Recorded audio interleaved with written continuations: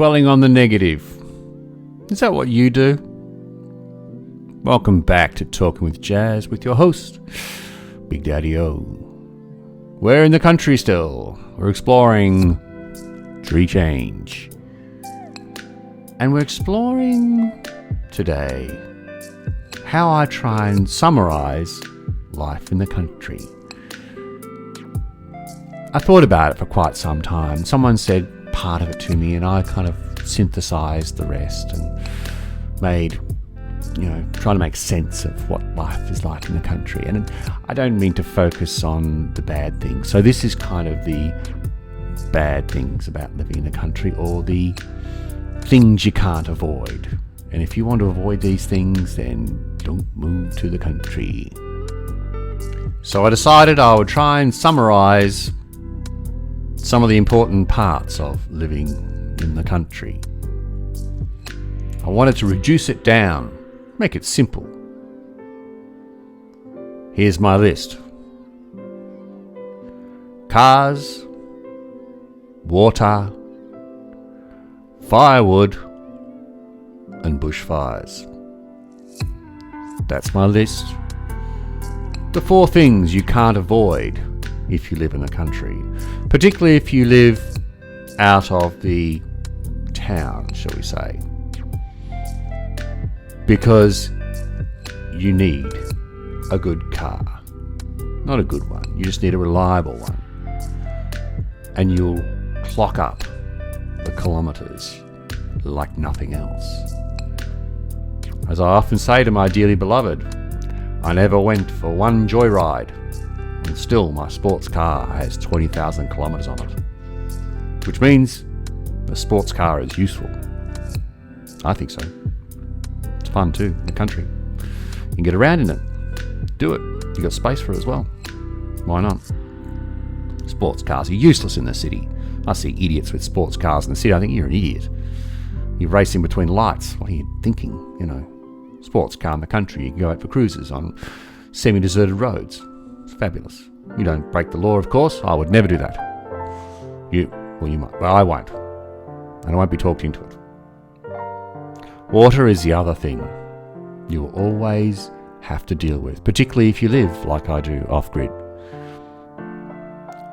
I do a lot of plumbing. I knew nothing about plumbing. Now I know a hell of a lot about plumbing. Not only that, I know a lot about bores and springs and the plumbing associated with bores and springs. I know a lot more than I ever really wanted to know. In fact, I could probably start plumbing tomorrow, and I don't think I would finish plumbing for another 6 months if I wanted to do every single plumbing job that I thought I could do and had to do it properly. I can do a lot of bodgy ones, with a bit of tape, a lot of stuff stuck together with tape, cable ties, But if I wanted to do it properly, it would really take a long time. But you get better at it. You also learn. It's great to learn. I like to teach too. My neighbour and I, we're learning together. We go out and we fix things together. We have fun. It's a great little camaraderie thing when we do our plumbing. We always have these jokes about being piss-weak plumbers and things like that. Because, you need to be kind of hefty, I guess, to be a plumber, because you've got to lift things and dig things and pull stuff. It's hard work, undoing little things. You can't have a limp wrist, or else they don't tighten the pipes hard enough, and then they drip. You don't want to be a drippy plumber. Be a good plumber. Firewood. Firewood is a never-ending thing. When you start, you think, hey, this is fun. It's a cool day. Let's put the fire on. In fact, I do it every year. I have that same attitude. I'm really excited about it, like the first day of fires when you're starting to burn them, and you go, oh, it's cold enough to have a fire and eat soup, and that's what I do. I do that every Saturday or Sunday, make soup. And it's fun, firewood, and it keeps you fit. It's a strange thing. Firewood, it warms you twice. Once when you have to stack it and cut and collect it and saw it and split it and stack it again and then burn it. And then burning it actually then heats you the second time. So in actual fact, firewood's quite a healthy choice if you want to have a hobby. But, it's also pretty boring if you've been doing it for 15 years. But it's just like a methodical thing. I just say to myself, wood warms you twice. Wood warms you twice. All the time as I'm working on my firewood. Constantly lifting, splitting, stacking, burning. It doesn't matter whether you buy it or whether you scavenge it. During COVID, I scavenged all my wood. I found a big pile and I just kept chipping bits off it. The pile of wood used to belong to Gina Reinhardt. I have a suspicion that she might have not known that I was taking it. Anyway, sorry, Gina. I owe you a fire. Or you can buy it, as I first did, and as I still probably will in the future. You kind of have to, particularly if you live somewhere that's quite humid, because the firewood that sits outside ends up soaking up water. So you think to yourself, oh, really cheap to buy it in the middle of summer. Yeah, it is. It is really cheap, except then your house is, exposed to the potential of a bushfire where your firewood stack will just get burnt like within seconds. And also, after 6 months in a high humidity area, you'll find that the firewood is actually soaked, as I have found. So I have to buy smaller batches because that will mean I have nice dry wood to burn, because you can't burn wet wood. It's counterintuitive, of course. Because the thing about rural Victoria, it's one of the coldest places on Earth. Now I know you're going to say Antarctica or something. And, my cousin lives in Dawson Creek. That's in the middle of nowhere in Canada. It's so far up, it gets to 20 below. You can actually hear your breath as you breathe out. It crystallises in the air and hits the ground. On a quiet night, of course. It's so cold. But it's so cold, the water is frozen. Now in Australia, and in rural Victoria in particular, you've got these two major problems. One, it never really stays long below zero. So even if it does get to -7 or something, that's only for a few minutes in the first thing in the morning. As the frost clears, the sun starts to shine and you're back above zero. Therefore, all that moist dew, etc., suddenly turns into water in the air, commonly called humidity. Rural Victoria is really humid. People don't realise that. And when it's cold, you've got all that humidity, it's a real mess. And trying to heat a house that's full of water is hard work. First, you've got to boil that water off. Just imagine, a standard room can hold about 5 litres of water in the humidity, in the humid air. It's true. I've even done the experiment. I've got a dehumidifier.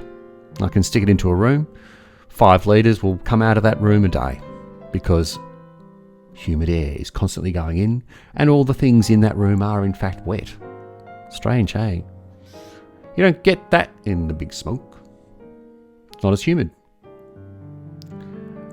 Then that's combined with the fact that most older houses are very badly made, or made in a way that is uninsulated and unsealed. So that's why firewood becomes very important. Because when you have to first boil all the water off out of your house, and then you have to keep that heat in the house through insulation and seals, you'll find that it's hard work. And you'll spend a long time sealing and insulating your house. My recommendation, spend a lot of money on insulation and sealing. It'll really save you in effort and money. The final thing about living in rural Victoria is we're one of the few places on Earth that will always have bushfires, extreme days. Days where you can almost feel the fire when it's not there. And you can even have days where there's a fire that is so far away, there is no danger of it getting anywhere near you. But black leaves are dropping out of the sky. They've been sucked up into the atmosphere and they fall down, these charred leaves. Now in the past, they have actually set bush on fire. That's how it kind of can leapfrog 20, 30 kilometres across the landscape. So that is why you need to be very careful about bushfires, because it's not a joking matter. And although don't joke about it, because it's very serious. You need to be resolute about what you're going to do, and you don't need to be a hero. In fact, I know people who chose to be heroes, and it didn't work out so well for them, because you can't spray water on a fire. Okay, when it's 400 degrees, the water will just evaporate into steam and be nothing. So there's no point in having a hose, right? You're fighting a 400 degree fire. This is when it's really seriously big fire country, territory, and no, you can't fight it. Even the CFA don't fight fires. I didn't know that. They go and put little things out. They can't actually fight a major fire front. In fact, the last two numbers on the scale, there's the last one's called Code Red, or it used to be called Catastrophic, which I thought was quite funny, but they changed it to Code Red because that doesn't sound so stupid. Catastrophic and Code Red and Extreme, and in those two, it literally says in the manual that the CFA, the fire authority, will not be fighting those fires. They will not be attending fires because it's just too dangerous. That's why the only option really is to water bomb, your house. So what do you do? Well, you have a plan. You plan, you leave. You just leave.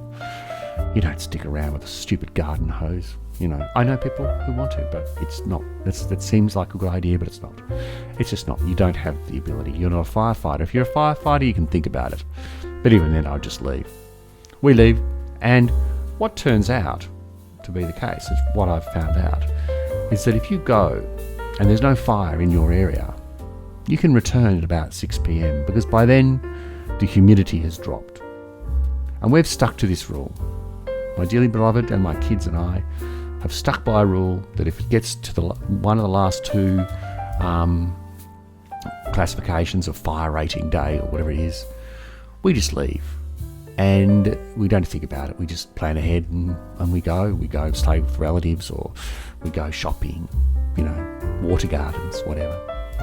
Go and do something. And then at 6 p.m, if the humidity has dropped, which it always does, you can safely come back in if there are no fires in the area. If there are fires in the area, don't come back. Why don't you have a think about that? Stay safe. And have a great day.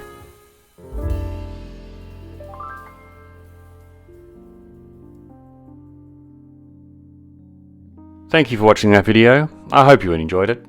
I enjoyed making it. Did you know I make one of these for almost every day? I know, I sometimes miss a day or two. I've got to have a break sometime, right? And sometimes I get busy doing other things. But anyway, let's ignore that. If you don't want to miss one of these episodes, then you have to subscribe. It's free, it's fun, and it's real. You just have to go to YouTube and you press subscribe, and you will be notified, if you like it or not, that another episode has been released. I try and let them go at 6:30 almost every day. So why don't you subscribe now? There's a link below in the description. Then you will have a great day.